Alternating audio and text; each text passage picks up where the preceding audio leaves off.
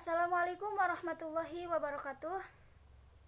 Bismillah, alhamdulillah, wassalatu wassalamu ala asrofil anbiya'i wal mursalin Sayyidina wa maulana Muhammadin wa ala alihi wa sahbihi ajmain, amma ba'du.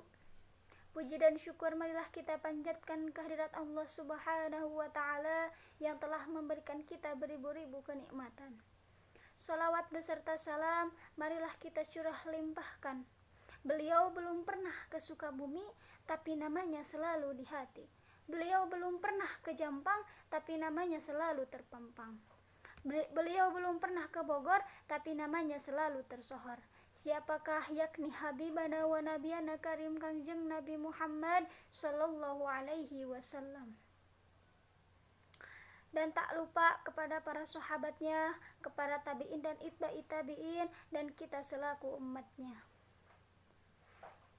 Yang saya hormati dosen pengampu mata kuliah tafsir ayat-ayat manajemen Bapak Haji Hendar Ali Irwan SC MPD. Semoga beliau senantiasa diberikan kesehatan dan juga diberikan kelancaran dalam menjalani segala aktivitasnya. Dan tak lupa kepada teman-teman yang saya cintai, mudah-mudahan kita senantiasa diberikan kemudahan oleh Allah Subhanahu wa taala dalam mencari ilmu. Amin. Video ini diperkenankan karena bertujuan untuk menyelesaikan tugas dari Bapak Haji Hendar Ali Irwan LCMPD. Beliau adalah selaku dosen pengampu mata kuliah tafsir ayat-ayat manajemen. Mudah-mudahan dengan dibuatnya video ini bisa bermanfaat bagi penonton ataupun untuk teman-teman dari Prodi Manajemen Pendidikan Islam MPI 3B. Amin. Baik, pada kesempatan kali ini saya akan menjelaskan tentang hubungan surat Al-Lail terhadap manajemen pendidikan dalam pengelolaan sekolah. Adapun di sini yang ada dalam surat Al-Lail yaitu surat maksudnya ayat 5 sampai ayat 7 yang bunyinya yaitu A'udzu billahi minasyaitonir rajim. Bismillahirrahmanirrahim. Fa'amma man a'ta wattaqa wa saddaqa bil husna fasanuyassiruhu lil yusra. Shadaqallahul azim. Sebelumnya mohon maaf kalau misalnya di dalam video ini terdengar suara-suara yang tidak diinginkan. Mohon maaf. Yang tadi artinya yaitu maka barang siapa memberikan hartanya di jalan Allah dan bertakwa dan membenarkan adanya pahala yang terbaik yaitu surga, maka kami mudahkan baginya jalan menuju kemudahan yaitu kebahagiaan. Surat Al-Lail ayat 5 sampai ayat 7. Nah, adapun asbabun nuzul dari surat Al-Lail ini yaitu dinamakan surat Al-Lail dikarenakan karena dimulainya dengan sumpah Allah Subhanahu wa taala dengan malam ketika menyelimuti. Menyelimuti apa? Menyelimuti seluruh alam semesta dengan gelapnya. Serta menutupi matahari yang tadinya siang menjadi malam. Bumi dan menyelimuti yang lainnya. Nah, penyesuaian surat ini dengan surat sebelumnya. Ketika di dalam surat sebelumnya disebutkan firman Allah Subhanahu wa taala, A'udzu billahi minasyaitonir rajim. Bismillahirrahmanirrahim. Qad aflaha man zakkaha wa qad khaba man dassaha. Shadaqallahul azim. Yang artinya, sungguh beruntung orang yang menyucikan yaitu jiwa itu, dengan sungguh rugi orang yang mengotorinya. Surat Asy-Syams ayat 9 sampai ayat 10. Jadi di dalam surat ini Allah Subhanahu wa taala menyebutkan sifat-sifat yang menyebabkan beruntung dan sifat-sifat yang menyebabkan meruginya. Nah, tadi Allah berfirman dalam surat Al-Lail ayat 5, yaitu fa'amma man a'ta wa taqa, maka barang siapa yang memberikan hartanya di jalan Allah dan bertakwa. Nah, jadi surat ini merupakan keterangan rincian dari surat sebelumnya, karena surat Al-Lail ini turun mengenai orang kikir, dimulai dengan kata malam yang merupakan kegelapan. Nah, adapun menurut Ibnu Farir dan Hakim meriwayatkan dari Amir bin Abdullah bin Zubair, beliau berkata, nah, ketika di Mekah setelah masuk agama Islam, Abu Bakar radhiyallahu anhu memerdekakan orang-orang lemah dan wanita-wanita jika mereka masuk Islam. Nah, kemudian ayahnya Abu Bakar As-Siddiq itu, yaitu Abu Quhafa, itu berkata kepada beliau, wahai anakku, aku melihatmu memerdekakan banyak orang lemah, tidakkah kamu ingin memerdekakan para kaum lelaki yang kuat sehingga mereka dapat meniagakanmu dan melindungimu? Nah, beliau berkata, kata Abu Bakar As-Siddiq, wahai ayahku, aku hanya menginginkan pahala di sisi Allah. Kemudian turunlah ayat-ayat ini mengenai maka barang siapa memberikan hartanya di jalan Allah dan bertakwa. Nah, adapun keutamaan dari surat ini, surat Al-Lail adalah di sini dijelaskan atau itu adalah mendermakan harta atau memberikan harta. Sedangkan watako itu menjalankan perintah dan berbuat baik serta menjauhkan larangan dan kejelekan. Wasaddaqa bil husna, membenarkan dengan kata atau perbuatan yang baik. Dan kata al-husna ini adalah sifat muannas dari kata al-ahsan, yaitu dari kalimat tauhid la ilaha illallah, surga, pahala dan setiap kebaikan. Dan adapun pasanu yassiruhu lil yusra, kami menyiapkannya untuk keadaan yang lebih mudah dan ringan baginya yang mengantarkannya ke kebaikan di dunia dan di akhirat seperti masuk surga. Nah, jadi surat ini menjelaskan bahwa manusia itu harus menjalankan perintah Allah dan menjauhi segala larangannya yang disebut dengan takwa. Nah, dan juga manusia ini harus mendermakan atau memberikan sebagian hartanya kepada di jalan Allah serta mensedekahkannya ataupun menginfakannya harta tersebut di jalan Allah. Maka manusia tersebut akan memperoleh pahala kebaikan dan ridho Allah Subhanahu wa Ta'ala atas dirinya, dan Allah akan meringankan setiap beban dan setiap bebannya, dan akan menghilangkan segala kesulitannya dan memudahkan jalan menuju surga.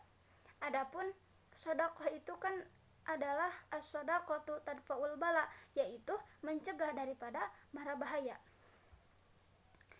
Nah, adapun kandungan dari surat tersebut yaitu orang yang mencurahkan hartanya dalam kebaikan dan menghindari larangan-larangan Allah serta membenarkan janji Allah sebagai ganti dari keimanan dan kebaikan, kami akan memudahkan baginya segala hal yang dibebankan kepadanya. Kami juga akan menyiapkan langkah mudah yang akan mengantarkannya ke kebaikan dan memudahkan baginya untuk berinfak di jalan kebaikan dan beribadah kepada Allah. Itu adalah kandungan dari surat Al-Lail. Nah, adapun hubungan surat Al-Lail dengan manajemen pendidikan.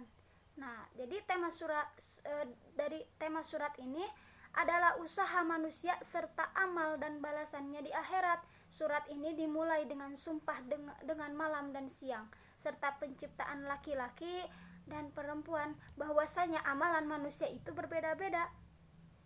Di antara mereka ada yang bertakwa dan ada yang celaka. Dan di antara mereka juga ada yang beriman dan ada yang durjana.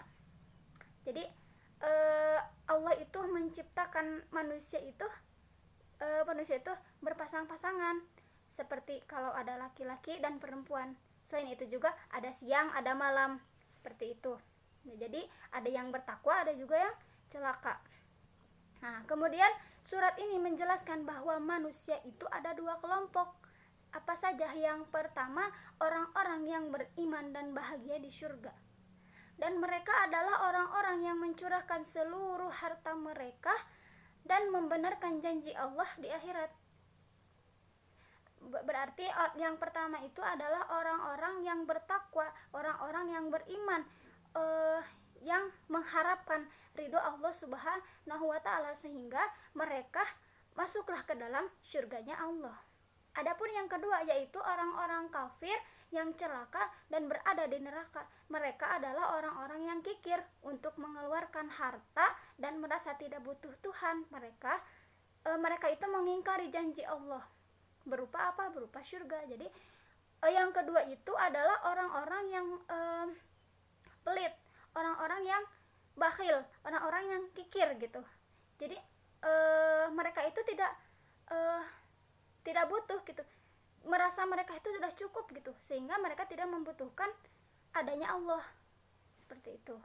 Nah, dalam surat ini menjelaskan bahwa kita itu harus memperjuangkan atau mengorbankan harta kita di jalan Allah, termasuk berjuang menuntut ilmu pendidikan dan memanajemenkan pendidikan. Kita dalam hal ini sebagai pejuang pendidikan, baik sebagai pendidik maupun tenaga kependidikan, harus kiranya mempunyai sifat kepemimpinan. Karena apa? Kita itu adalah seorang khalifah. Manusia itu adalah seorang khalifah, yaitu seorang pemimpin di muka bumi.